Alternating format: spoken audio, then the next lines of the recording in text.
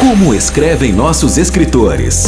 Quais seus temas preferidos e modos de expressão? As grandes discussões do mundo dos livros. Entre Textos Entrevista, com Gilson Lages. Editora Lido, Dinastia Albuquerque Filho. Guardem esses nomes. A editora Lido é de Caxias do Sul e mantém um bonito trabalho de edição de obras impressas numa cidade que é um dos polos da educação no sul do país. Dinastia é responsável pela editora. Poeta, cronista, seu trabalho de ativista de literatura, divulgando principalmente poesia na web, no blog Leituras na Madrugada e em coluna no portal Entre Textos de Teresina, se complementam com a atuação como editor. Nós vamos conhecer um pouco dessa história hoje. Olá, poeta Dinastia, seja bem-vindo. Oi, Gilson, prazer conversar contigo e estar presente neste portal, né, cara, com a oportunidade de falar um pouco sobre a literatura que se produz aqui por Caxias, né, especificamente pela região da Serra do Nordeste, do Rio Grande do Sul. Nós vamos começar a nossa prosa, Dinastia. Vamos lá. Exatamente falando de algumas questões pessoais e cotidianas de seu fazer como editor. Okay. Como surgiu o seu interesse pela edição de livros, Dinastia? Assim, eu escrevo há muitos anos, né? Escrevo, na verdade, me aventurei a divulgar o que eu escrevia lá no início dos anos 80 e tinha aquela vontade de fazer com que isso chegasse às outras pessoas. Eu ganhei um concurso literário municipal em 89 e publiquei o primeiro livro junto com a Fátima Martinato, uma poeta que sumiu de cena, na verdade. Ela fez alguns escritos e a gente publicou o livro chamado Romã, né? E foi uma edição independente, até porque estava bastante influenciado por esta cultura da produção independente a partir da música, né? Eu fazia um acompanhamento a partir das minhas atividades como jornalista e como apreciador de música, né? Daquela cena paulista, principalmente naquela época, né? Da produção independente. Aí a gente publicou Romã, que é um livro em que eu me aventuro já em alguma produção semelhante ao haikai, mas sem algo, digamos assim, sistemático nesta prática. E a Fátima um pouco mais discursiva. Aí, em 91, a gente publicou o Romã. Aí, em 96, 5 anos depois, eu publiquei Um Olhar sobre a Cidade de Outros Olhares, né? Também de forma independente. Aí, puxa, faltava um elemento crucial para que eu estivesse integrante das bibliotecas, não só da cidade, como do Brasil, né? Que era o tal do ISBN. Aí que veio esta vontade de, digamos assim, essa necessidade de oficializar este fazer, esta prática independente e, ao mesmo tempo, oficial, né? Não ser totalmente marginal. Aí, em Caxias, nós tínhamos já uma editora, 2 editoras, na verdade, né? A da Universidade de Caxias do Sul e a editora do Maneco, que também tinha uma livraria. Mas uma voltada mais para a produção acadêmica e a outra voltada mais para livros sobre a imigração italiana ou com características da imigração italiana. Então, conversando ainda com a Fátima, né, ela meteu uma pilha legal assim e eu criei a Lido Editora. E são 20 anos, mais de 20 anos, na verdade, em torno de 20 anos, que ela está por aqui, por aí, né, abrindo espaço, não só para as minhas publicações, mas também para a gente que está iniciando seus trabalhos, ou ao menos querendo uma certificação legal para fazer circular os seus trabalhos, né? Eu gosto. A ideia inicial era publicar apenas livros de poesia, mas as circunstâncias todas nos levam, né, por caminhos que às vezes a gente não consegue sustentar durante muito tempo, enfim. Dinasti, nos conte um pouco da história da editora Lido, em Caxias do Sul, essa editora que é de sua propriedade. O que ela já editou?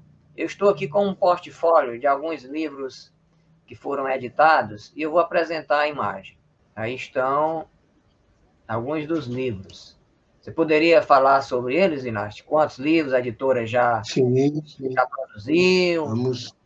E falar naturalmente um pouco dos livros. Aí, beleza. Então, veja que os 3 últimos livros ali são os livros da minha autoria, né? Da minha direita no vídeo, Leituras da Madrugada, Fissura no Asfalto, Tempestade e Metáfora. Aí temos Na Cidade dos Sonhos Não Tem Asas, que é de um amigo e parceiro também de produção, que é o Igor Lucchesi. Na Cidade dos Sonhos Não Tem Asas é um livro de poesia, né? É um livro assim que tem a ver com a minha, que eu me identifico bastante justamente por tratar dessas questões urbanas, né? Acima, Azul, é o livro que será publicado, que foi autografado, na verdade, no sábado passado, dia 13, aqui no Centro de Cultura Ordovás, que é um espaço muito intenso. Falasse de Caxias ter a cidade da educação, mas Caxias, em 2010, foi eleita a cidade mundial da cultura, capital nacional da cultura, né? Foi uma convergência muito interessante para nós aqui, porque fomentou e incrementou bastante as iniciativas em todas as áreas, em todos os segmentos da cultura da cultura local, né? E esse centro de cultura foi criado naquela época, era uma antiga vinícola, Luiz Antunes, muito tradicional, uma espécie de fundadora da economia da cidade. E depois se transformou num centro de cultura, hoje com espaço com cinema, teatro, salas de reuniões, acervo municipal de artes plásticas. Então, é bastante intenso a cena naquele espaço. E este livro, A Clepsidra na Piscina, será autografado ali, assim como várias outras obras já fizemos ali, várias outras atividades já fizemos ali. Da mesma autora, ao lado, nós temos os 2 livros anteriores, né, que é o Scroctfuf, que é uma série infanto-juvenil. São 2, é uma sequência, está para sair o 3º, na verdade, Scroctfuf. Mais à esquerda, Rotas do Imaginário, que é um livro de microcontos do professor Délcio Agliardi, né? São histórias muito interessantes, uma espécie muito inspirado nas cidades imaginárias do Calvino, muito inspirado. Acima, Neblina na Tarde Fria, do Reportagens e Crônicas do Marcelo Minol, que é um jornalista cultural. Na verdade, já fez de tudo, como todo bom jornalista, né? Transita por todas as editorias, mas ele, com bastante ênfase, inclusive em direção de cinema, de audiovisual, e ele publicou este livro de crônicas e reportagens, e também está para publicar um novo livro de crônicas, um novo volume de crônicas. A Suzana Pagô, Lugares que Esperam, um livro muito denso, uma perspectiva bem íntima do feminino, né? Bem feminino, Lugares que Esperam, das perdas, da desorientação a partir das perdas, né? Muito bonito também. Entre Causos e Gaitas é digamos assim, mudança em toda a perspectiva que eu tinha na ideia da Lido, mas foi um livro muito prazeroso, na verdade. Entre Caos e Gatos é do Rafael Deboni, que é um gaiteiro, né? É um músico daqui também, e tem uma história muito bonita junto com a tradição dos irmãos Bertucci, que são figuras lendárias na música tradicionalista, na música campeira, na música dos campos de cima da serra, que é uma região aqui do Rio Grande do Sul, né? Ali do lado de São Francisco de Paula, Bom Jesus e algumas outras cidades ali. E que é a música real, assim, do gauchismo, da parte mais identificada com esse imaginário do Rio Grande do Sul. E ele escreveu alguns causos, ele conta causos enquanto ele faz suas apresentações musicais, ele costuma contar suas histórias, que também é um hábito da tradição, é uma tradição oral nossa, né? Assim como Minas também tem as seus contadores. Então, o Rio Grande do Sul tem isso de contar histórias ao redor da fogueira, em torno do fogão a lenha, talvez modernamente em torno da estufa, né? Mas a base é mesmo assim, do fogão a lenha, do fogo de chão, se contar histórias, seja de assombração, seja de vivências, né? E o Rafael Deboni conseguiu pôr isto no papel, e quando ele me procurou, ele estava em dúvida, estava muito inseguro em relação a isso, e fomos conversando, e virou um livro. E virou um livro bem curioso, assim, que ele consegue pôr no papel aquilo que ele está falando. Então, a gente lê e a gente consegue ouvi-lo ao mesmo tempo. E, por fim, eu estou vendo outra imagem diferente da ordem que eu te pus aí, mas tudo bem. O Coletânea de Autores da Serra Gaúcha, né? Coletânea de Contos de Autores da Serra Gaúcha, Contos, que é uma publicação que eu fiz junto com o Igor, este ilustrador, este autor, que a gente deu início a uma trilogia, a ideia de fazer uma série de contos, crônicas e poesia. Este ano era para termos publicado volume de crônicas, mas em função de todo esse contexto que a gente viveu aqui no Estado, que interrompeu uma série de ações e criou uma circunstância bastante trágica e dramática, né? Decidimos adiar para o ano que vem o volume de crônicas, os autores todos se mobilizaram, enviaram todo o material, estou com todo o material, praticamente estamos com o livro pronto. Mas decidimos dar um tempo, né, e acomodar um pouco as coisas, deixar, digamos assim, o mercado, inclusive, voltar à normalidade em função das próprias livrarias estarem bastante impactadas com isso, né, e fazer o ano que vem. Né? Então, essas são algumas ações da Lido, em termos físicos, né? Em termos físicos. Esses autores todos são de Caxias do Sul, Dinácio? Sim, todos de Caxias do Sul, à exceção dos contos, né? Que daí tem gente de Bento Gonçalves, São Francisco de Paula, Lagoa Vermelha, tem gente de fora daí, que aí concentra nessa região aqui. Mas os livros de autorias individuais são de autores de Caxias do Sul. É uma editora, apesar do tempo que está, ainda não teve, digamos assim, condições de alçar voos maiores, inclusive estar presente em eventos, né? Claro, a gente vai para essas feiras regionais, Bento Gonçalves, Flores da Cunha, Porto Alegre, inclusive, já estivemos, né? Mas não dá para ir muito além disso, infelizmente. Nesse sentido, funciona muito essa divulgação virtual, né? Obviamente. Aí a gente consegue ter um alcance maior, uma divulgação maior.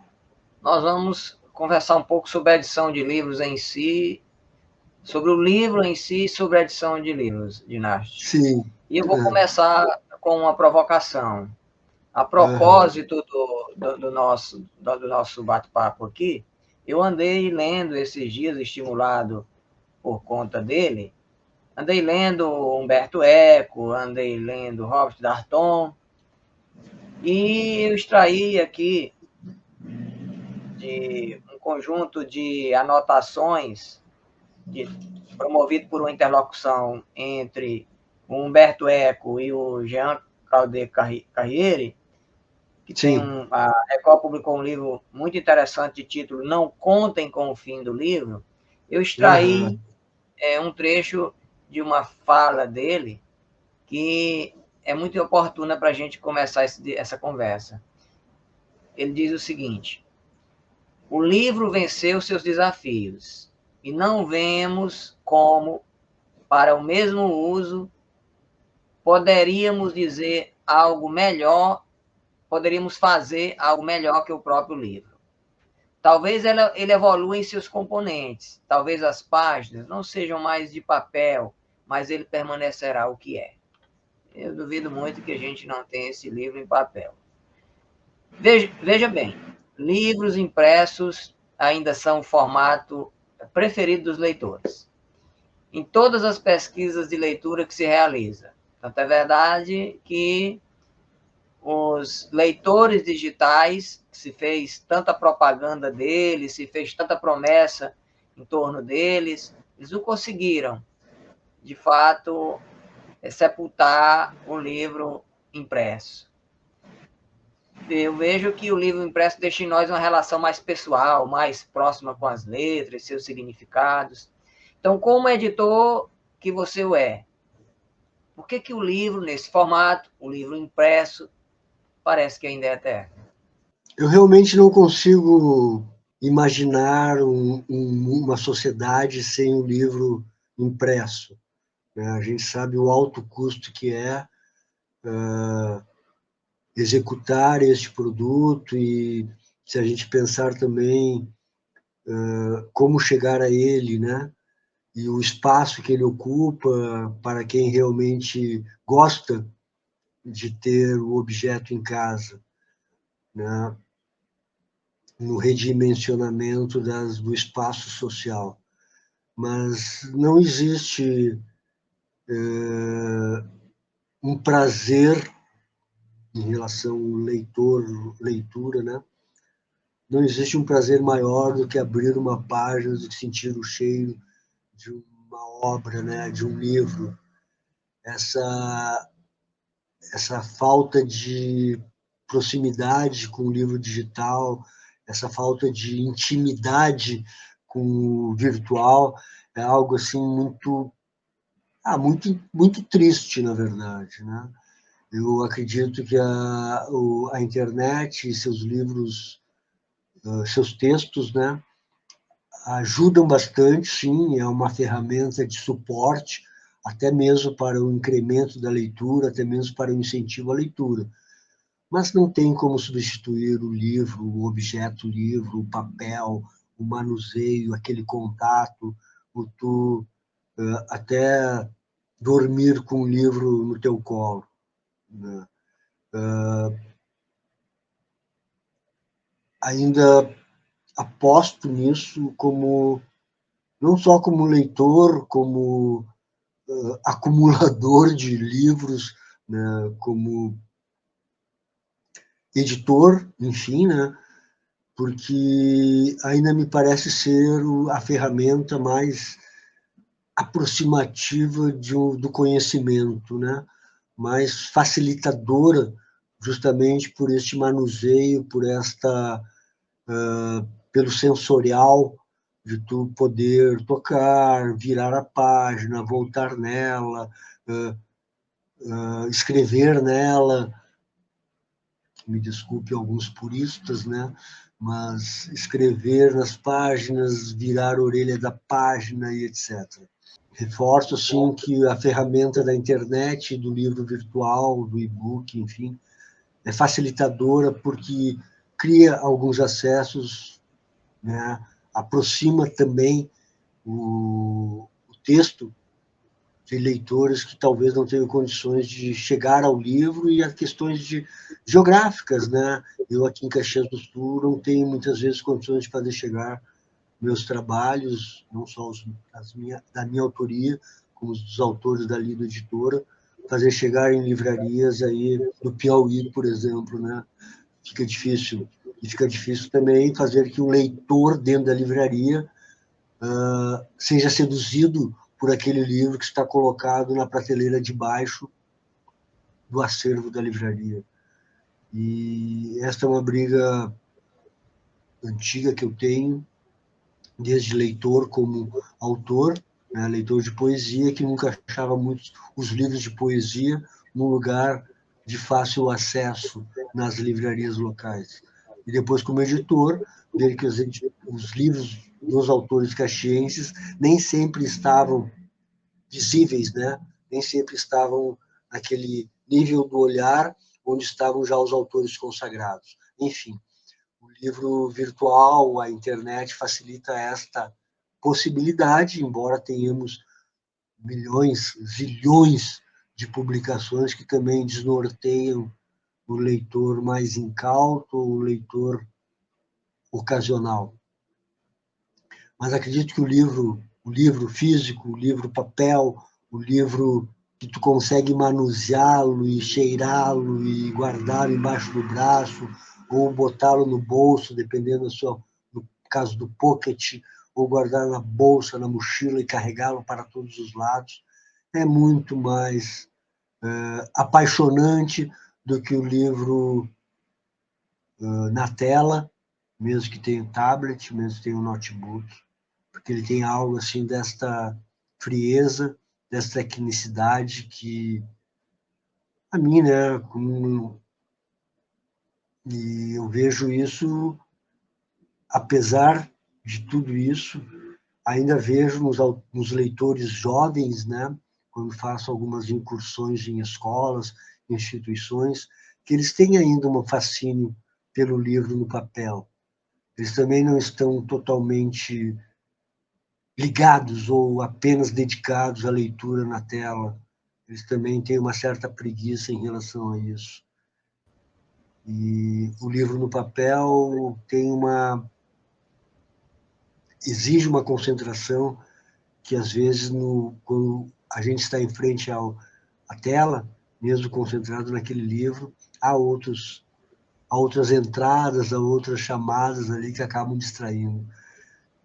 E, embora o livro no papel esteja num patamar, às vezes até inacessível para muita gente, né? Mas não acredito que haja essa interrupção do contato com o livro de uma forma definitiva ou mais assustadora do que está.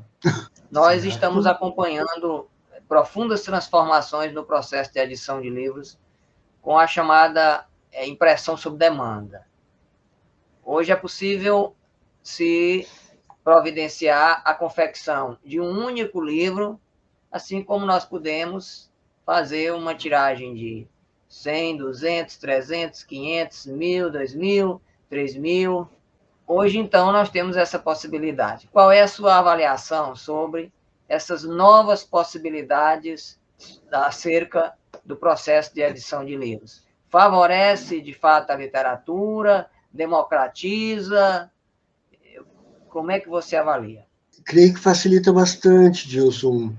A gente tinha uma previsão de publicação até alguns anos atrás das gráficas tradicionais de fazer publicações mínimas, né, de 500 ou 1.000 exemplares, né?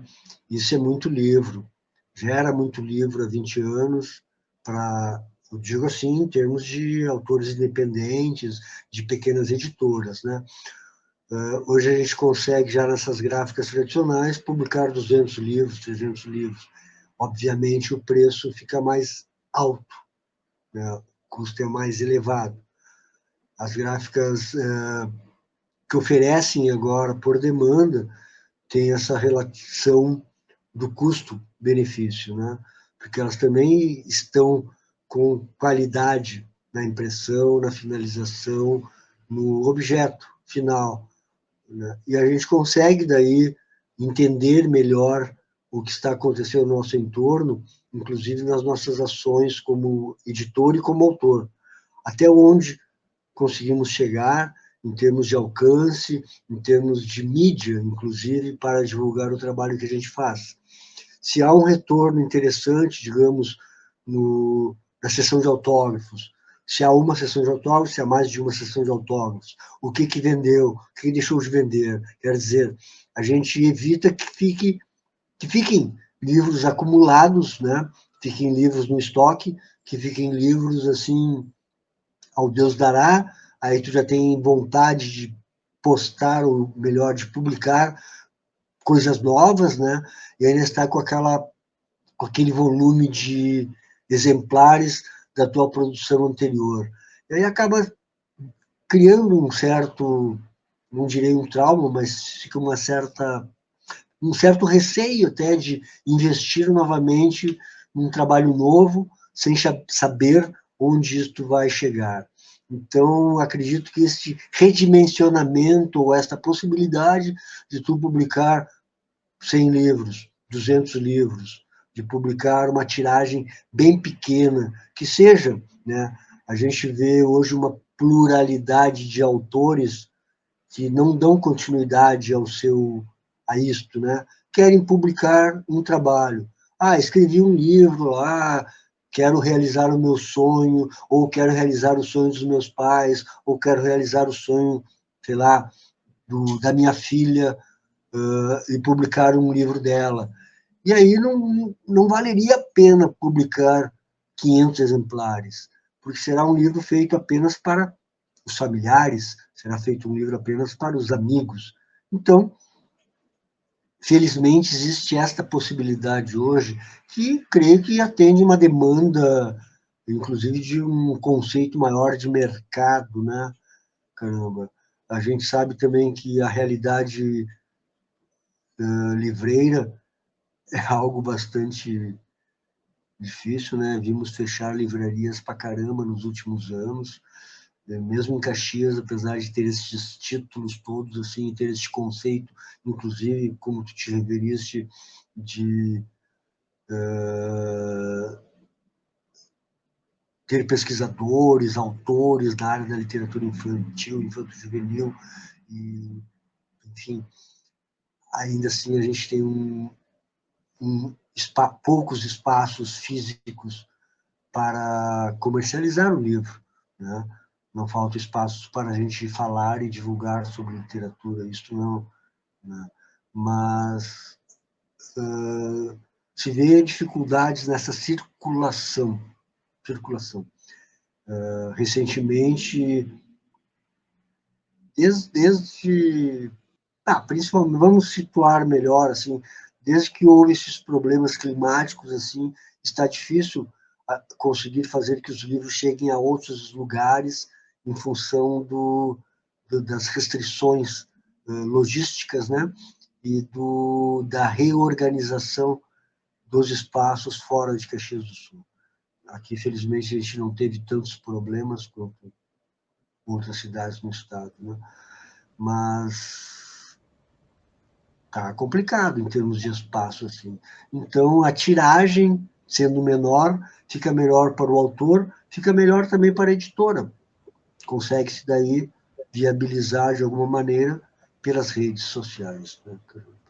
Ao mesmo tempo em que o impresso se tornou mais acessível, Dinarte, nós temos aí novos formatos de circulação de livro em novos suportes, esses novos suportes ganham força e contribuem para formar leitores, ou no mínimo vai ampliar a bagagem informativa de quem lê ou ouve. Nós temos aí PDFs, EPUBs e tantos outros formatos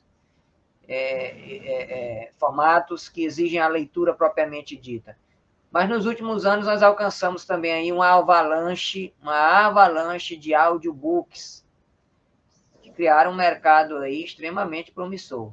Como é que você, como editor, vê o lugar desses formatos de circulação, o EPUB, seus associados e o audiobook, em relação ao livro impresso? Isso não me parece ser algo conflitante, me parece ser algo bastante complementar, né? Este novo livro que a Lido está publicando,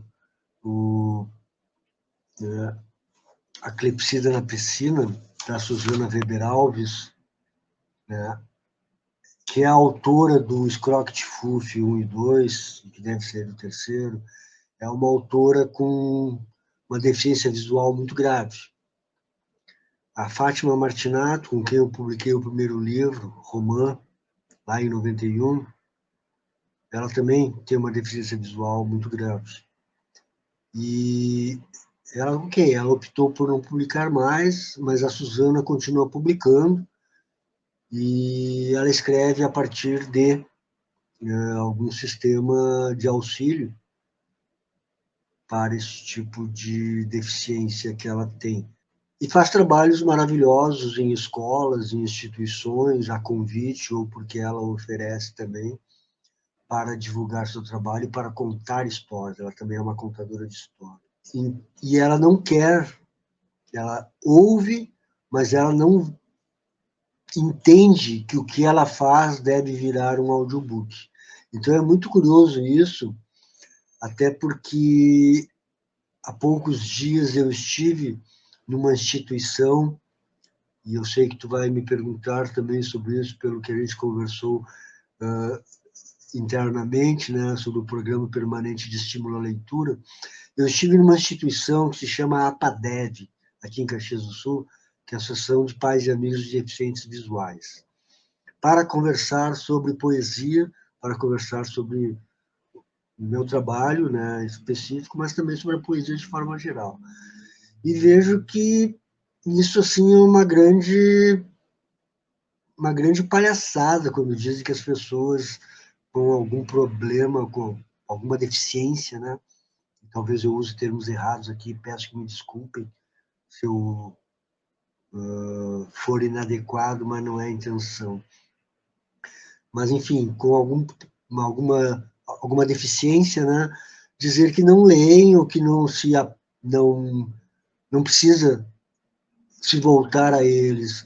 Eu creio que sim, eu creio que o audiobook é outro suporte maravilhoso que funciona, porque eles conseguem, e se eles não têm acesso ao audiobook, esse pessoal que trabalha nessas instituições faz um trabalho sensacional assim, de acompanhamento de leitura. Eu não publiquei nenhum audiobook, não tenho nenhum e-book na editora, não tenho as ferramentas, ou não tenho, assim, digamos, condições de ir além daquilo que eu estou fazendo no papel, porque ainda é a minha referência romântica, vamos dizer assim, que é o livro do papel, né? Mas não tenho dúvida nenhuma que esse tipo de esses recursos que estão sendo oferecidos com os avanços tecnológicos, com as perspectivas de variações sobre o mesmo tema, né? Porque afinal todos eles tratam da literatura, todos eles estão proporcionando o prazer da leitura a partir da audição, a partir do tato, enfim, para outros leitores, outros tipos de leitores que farão a sua interpretação daquilo que lhes é oferecido. Tive um momento, quando eu comecei a participar dessas atividades, estive lá numa primeira vez, não é a primeira vez que eu vou nessa instituição, de fazer um livro em braille, e daí percebi que era uma coisa assim quase que inviável transformar um livro físico, né, num livro em braille, não só na dimensão quanto no custo. Mas é algo assim que cada vez mais está acessível, graças também, inclusive, ao audiobook. Quer dizer, as pessoas agora conseguem, pelo menos, ter conhecimento do que a gente está fazendo apesar das suas restrições, né, caramba? Então, puxa, que bom que estamos descobrindo formas de fazer a literatura chegar ao mais amplo espectro de leitor, né, caramba? Dinasti, a gente sabe que a missão do editor não se esgota em assegurar que o livro impresso chegue às mãos do autor e também das livrarias. Não, a gente imagina que o editor ele possa ir além disso. Eu não sei se os editores também imaginam isso. O que precisamente a editora Lido faz para além da edição de livros, para fazer com que os livros que edita, cheguem a mais leitores? Ela participa de clubes de leitura, ela se integra às atividades que são realizadas em sua cidade, às feiras. O que a sua editora particularmente faz, ou qual é o seu olhar para essa questão, se você quiser responder de outra forma? Acredito nisso também, Gilson. Assim, eu não... Primeiro momento, há aquela acolhida, né? Procuro receber os autores que me procuram de uma maneira bastante cordial e carinhosa, né? E aí, claro, vem a parte técnica, a parte dura do processo de fazer o livro e tudo mais. Depois disso, claro, vamos para as feiras possíveis, né? Tudo no diálogo com o autor, quais as condições, qual o passo que a gente pode dar. Vamos inscrevê-los em concursos, não só local quanto estadual, no primeiro momento, né? Vamos inscrevê-los nas feiras da região, fazer a participação disso, como eu disse, conforme as condições do momento da editora e também conforme as condições do autor e seu interesse nisso, né?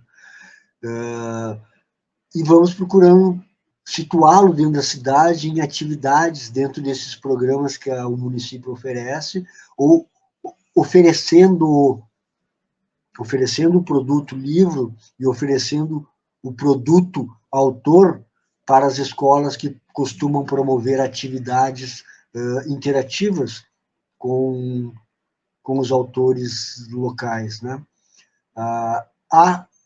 Houve mais intensamente, antes de 2020, antes da tal da paralisação total do mundo, né? O parcial do mundo, houve uma interrupção em atividades que eram muito frequentes, que era o escritor indo nas escolas de uma maneira muito efetiva, assim, muito constante, a gente conversar e ter acesso à rede municipal, à rede estadual e à rede particular.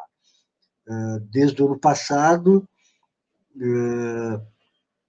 o ano retrasado, 2022, as coisas estão retornando, assim, está sendo retomado isso, ainda não tem aquele fluxo que tinha, que a gente até estava acostumado, bem acostumado, na verdade, a ter bastante atividades nas escolas, mas está voltando. Felizmente, estamos retornando para conversar com os estudantes. Então, eu procuro, dentro disso, na medida em que me chamam, na medida que me perguntam, né, também tomo a iniciativa de oferecer possibilidades de que os autores da Lido Editora frequentem esses espaços, né?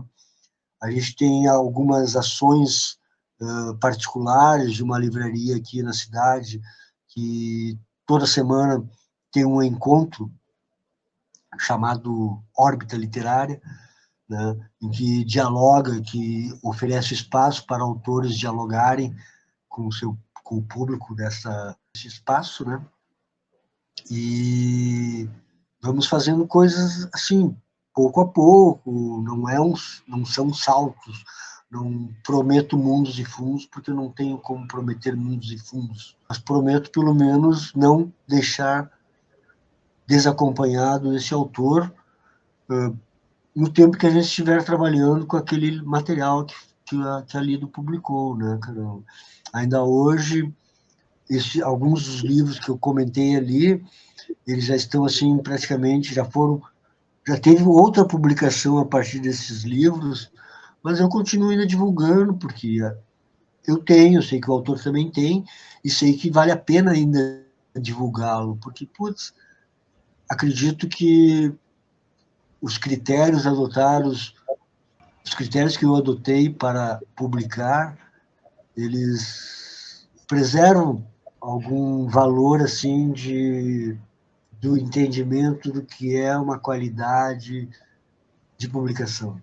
Eu observei que aí a Prefeitura Municipal, a Biblioteca Municipal, para ser mais exato, de Caxias do Sul, mantém um programa permanente de incentivo à leitura, com atividades corriqueiras, levando os escritores para seu interior, promovendo palestras, uma atividade muito bonita. Mas eu não vou me estender mais em nenhuma pergunta, nós alcançamos o nosso tempo.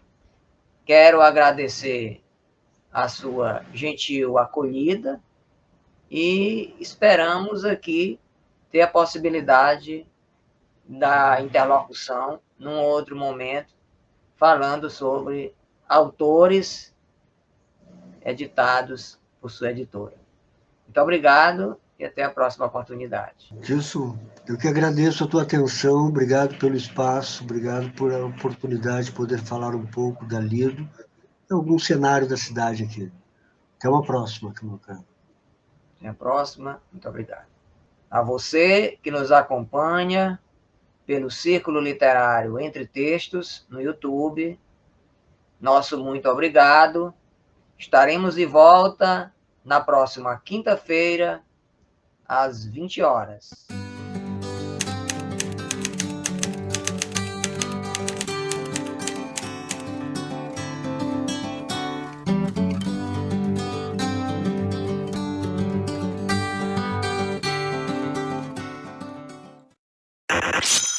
Como escrevem nossos escritores? Quais seus temas preferidos e modos de expressão? As grandes discussões do mundo dos livros. Entre Textos Entrevista, com Gilson Lages.